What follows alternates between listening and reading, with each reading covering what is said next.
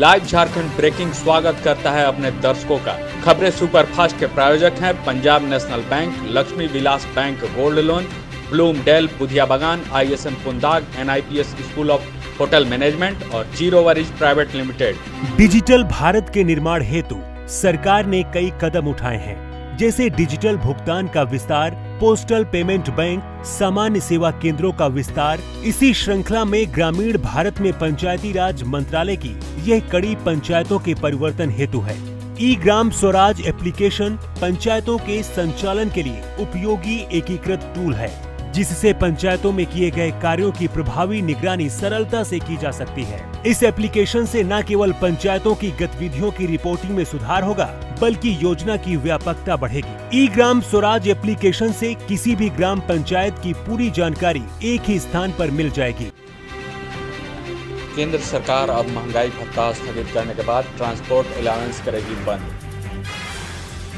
झारखंड की राजधानी रांची के सबसे बड़े हॉट स्पॉट हिंदपीढ़ी में अब CRPF ने संभाला मोर्चा, राज्य सरकार ने लिया फैसला। मुख्यमंत्री हेमंत सोरेन ने कहा, जहां स्थिति नहीं संभलेगी वहां लगाया जाएगा CRPF को। राज्य के पुलिस महानिदेशक MV राव ने लोगों से की अपील, अफवाह पर ध्यान नहीं दें, सरकार ऐसा करने वालों के खिलाफ करेगी कड़ी कार्रवाई।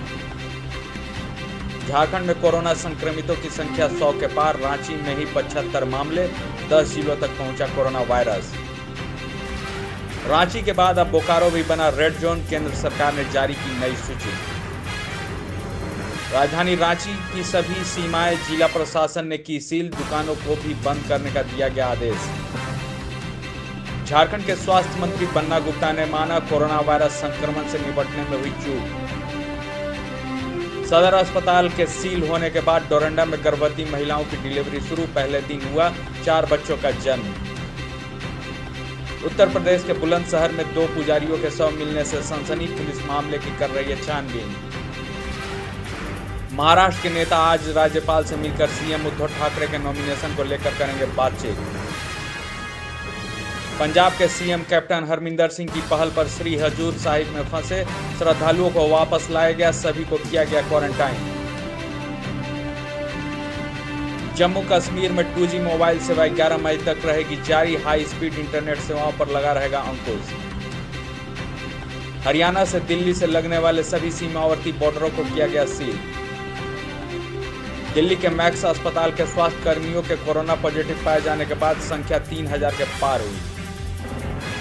सशक्त पंचायतों से ही होगा सशक्त भारत का निर्माण। ई ग्राम स्वराज एप्लीकेशन देश की पंचायतों को समर्पित है।